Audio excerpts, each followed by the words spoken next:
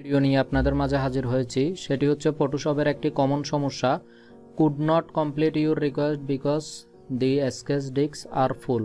তো এই বিষয়টি ফটোশপ যারা ইউজ করেন তারা প্রায় সব সময় এই বিষয়টির সম্মুখীন হন। এমন একটা নোটিশ আমাদেরকে জ্বালা যন্ত্রণা দেয়, সেটি হচ্ছে নতুন ফাইল কাজ করতে গেলে অথবা যে কোনো ফাইল মানে ডিজাইনের ক্ষেত্রে বা যে কোনো ক্ষেত্রে যদি ফটোশপ ওপেন করি কোনো ফাইল ইম্পোর্ট করতে পারি না, এমন একটি নোটিশ দেয়। তো সেই ক্ষেত্রে আমাদের আসলে কি করণীয় হবে আজকের এই ভিডিওটির মাধ্যমে সেটি জানবো। তো এখানে আমি ওকে দিয়ে দিলাম। ওকে দিয়ে আমি এখন যাইতে হবে আপনার দিস পিসিতে। তো আমি আগে ফাইলগুলো হেড করলাম। দিস পিসিতে গিয়ে আমার এখান থেকে লোকাল ডিস্ক সি যেটা আছে সেটির প্রপার্টিসে গিয়ে আমি ডিস্ক ক্লিন আপ যে লেখাটা দেখাচ্ছে, আমার মাউস পয়েন্টারটা সবসময় খেয়াল রাখবেন কোন দিক থেকে কোন দিকে নিয়ে যাচ্ছি। তো আমি ডিস্ক ক্লিন আপ করে ফেললাম। তো ডিস্ক ক্লিন আপ হইতে একটু সময় লাগবে। তো এর মাঝে আমি উইন্ডোজ প্লাস আর দিয়ে এখানে লিখলাম টেম্প লিখে যে ফাইলগুলো আসছে সেগুলো আমি অল সিলেক্ট করে ডিলিট করে দিলাম। তো ডিলিট করার পর এখানে লিখবো পার্সেন্টেজ দিয়ে টেম্প দিব, আবার পার্সেন্টেজ। তো এগুলো অল সিলেক্ট করে এগুলো কেটে দিব। প্রায় 600-র মতো ফাইল আমার এখানে জমা হয়েছে, এগুলো সব জাঙ্ক ফাইল।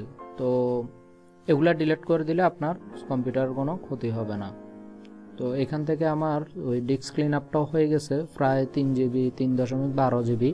তো আমি ডিলিট দিয়ে দিলাম।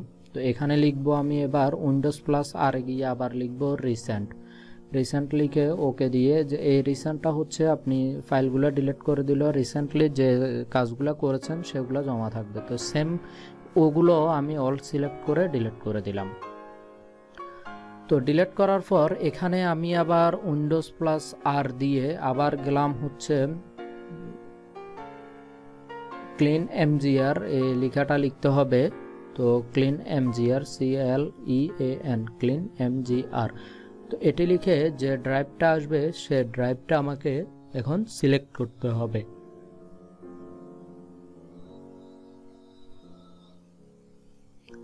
তো আমি সিলেক্ট করে দিলাম। তো একটু সময় নেবে ওভারঅল সব কাজগুলা করতে।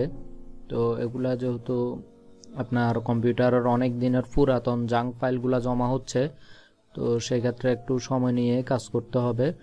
তো আশা করি সবাই পাশে থাকবেন, সম্পূর্ণ ভিডিওটি দেখবেন। দেখলে আমি মনে করি এই সমস্যা থেকে আপনি খুব সহজে পরিত্রাণ পেয়ে যাবেন।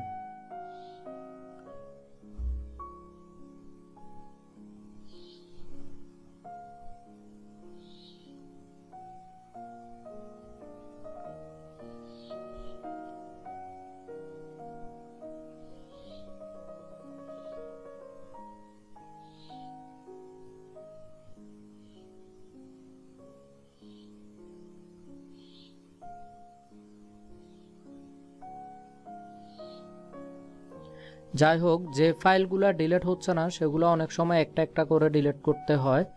তো তখন হয়, আর না হইলে সমস্যা নাই, সেগুলা আপনার পরবর্তীতে আবার যখন অন্য কোনো দিন ডিস্ক ক্লিন আপ করবেন তখন সে আগের ফাইলগুলা অনেক সময় চলে যাবে। তো এগুলা সমস্যা করবে না, কিন্তু অধিকাংশ ফাইলগুলা কিন্তু আপনার ডিলিট হয়ে যাবে। কন্ট্রোল অল দিয়ে যখন ডিলিট করব তখন কিন্তু অধিকাংশ ফাইলগুলা কিন্তু ডিলিট হয়ে যাবে। তো এই জন্য টেনশনের কোনো কারণ নাই। তো যেগুলা ডিলিট হবে না সেগুলার থেকে যাবে, এটা কোনো সমস্যা না। তো যাই হোক, আমরা দেখি এরপরে আমাদের কি করণীয় হবে। তো আমরা একটু রিফ্রেশ করে নিই। তো রিফ্রেশ করে যে আমাদের সি ড্রাইভটা আসলে একটু সময় নিয়ে ওপেন হয়েছে যে ডিস্ক ক্লিন আপের। তো এখানে দেখুন পরবর্তীতে ডিস্ক ক্লিন আপে কিন্তু আমার তেমন একটা সময় নেয়নি এবং কি অত এমবি খায় নাই। তো আমি এখন একটু দেখি আসলে কি করা যায়। তো এখান থেকে প্রিফারেন্সে গিয়ে আপনার হচ্ছে প্রিফারেন্স সিলেক্ট করলাম, করলে সেম পারফরমেন্স এরর বাতাচ্ছে। তো আমরা চলুন দেখি, আসলে একটু সময় নেবে, সব কিছু কাজ যখন কমপ্লিট হবে তখন আশা করি সমস্যাটা চলে যাবে। তো আমরা দেখি আসলে আমাদের সমস্যাটা সমাধান হয়েছে কিনা। আমরা ফটোশপ থেকে বাইর হই, আবার ফটোশপটা ওপেন করতেছি। তো দেখা যাক, একটু সময় নিয়ে দেখুন ভিডিওটি। আশা করি সম্পূর্ণ ভিডিওটি দেখলে আপনার যে সমস্যাটা, যে নোটিশটা দিয়েছিল সেটি চলে যাবে। তো আমরা প্রিফারেন্স আবার গেলাম।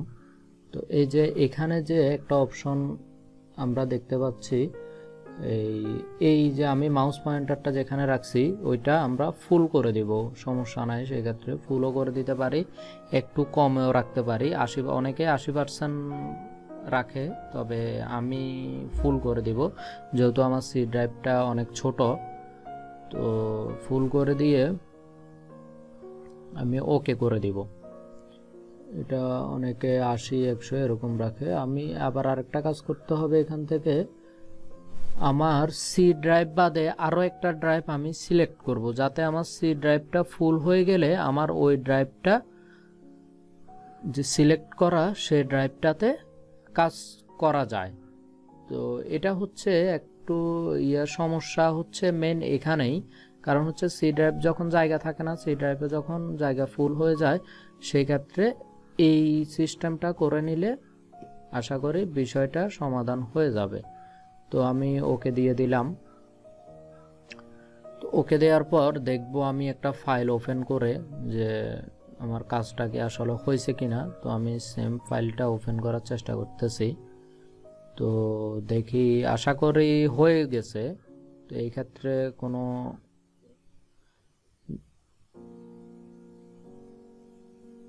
সমস্যা হবে না। দেখুন এই যে আমাদের এই ফাইলটা সম্পূর্ণভাবে ওপেন হয়ে গেছে। তো যাই হোক বন্ধুরা, আশা করি সবাই সমস্যাটির সমাধান খুব সহজে করতে পারবেন। তো ধন্যবাদ সবাইকে, ভালো থাকুন, সুস্থ থাকুন।